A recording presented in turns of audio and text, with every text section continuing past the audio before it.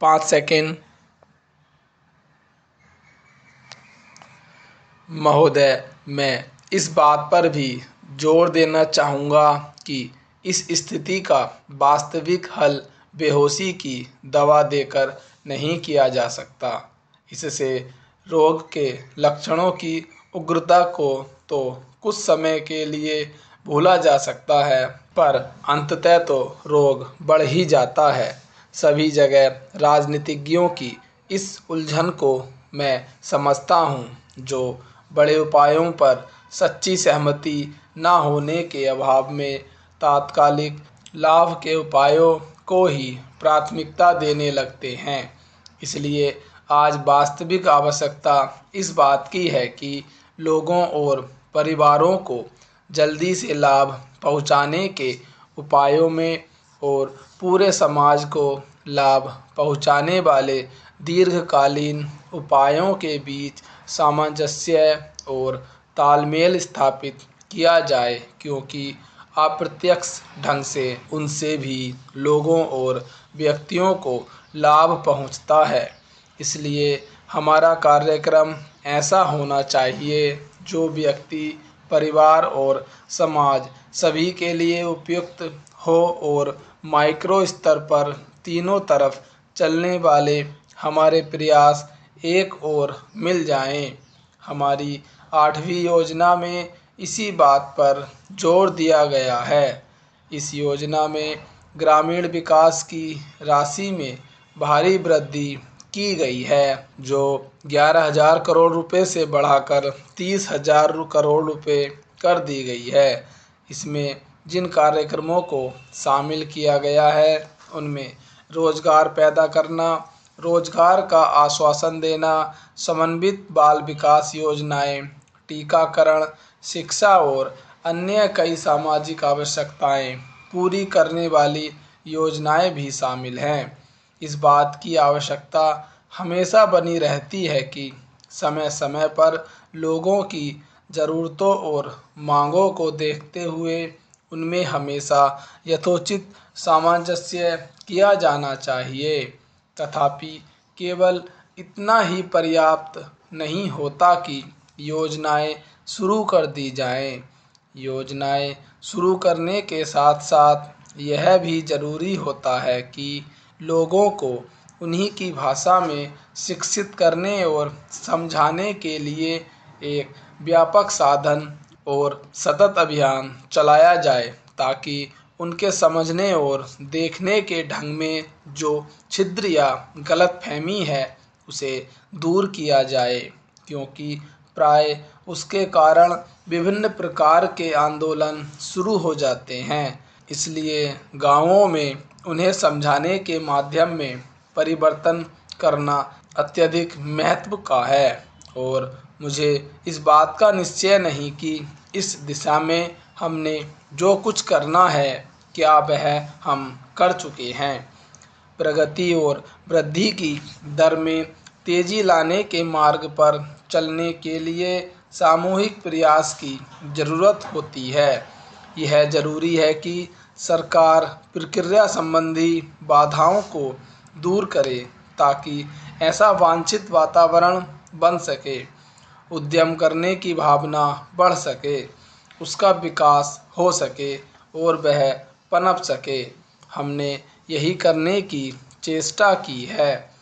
अब यह काम उद्यमियों का है कि पूंजी निवेश करके उत्पादन बढ़ाकर तथा अधिक कुशलता लाकर ज़्यादा रोजगार पैदा करें और आय बढ़ाएं।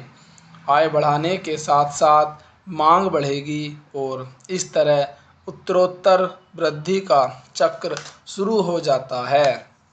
महोदय, इस तरह पूरा पिरामिड बढ़ता जाएगा।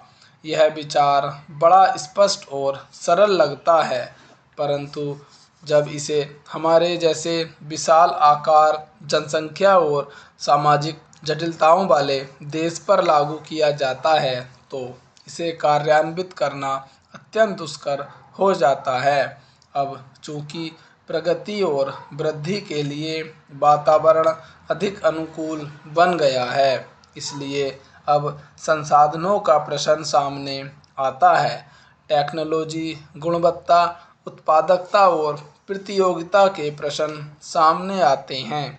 इन प्रश्नों पर विचार करते समय हमें विदेशी कारकों की समस्या पर भी ध्यान रखना पड़ता है। इस संदर्भ में विदेश से निवेश और टेक्नोलॉजी अपने देश में आती रहे, यह प्रश्न प्रासंगिक बन जाता है। बाजार में प्रवेश मिलने का प्रश्न भी महत्वपूर्ण बन जाता है। हमें अपनी अर्थव्यवस्था को विश्व अर्थव्यवस्था के एक भाग के रूप में ही देखना चाहिए। हम एक अलग-थलग द्वीप बनकर नहीं रह सकते। हमें तो स्वयं को विश्व की प्रणाली के एक भाग के रूप में ही देखना चाहिए। इसी के साथ द्वीप का भी अस्तित्व बना रहना चाहिए और राष्ट्रीय हितों को भुलाया नहीं जा सकता। जिसे विश्वव्यापीकरण कहा जाता है, वह विश्व का एक भाग बनने का प्रयास मात्र है।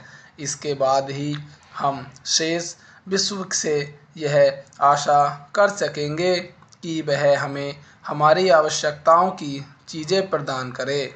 मुझे विश्वास है कि ऐसा करते समय विसम्मति की कोई आवाज़ नहीं होगी, किंतु हम विश्वव्यापीकरण महज उसी की खातिर नहीं कर रहे।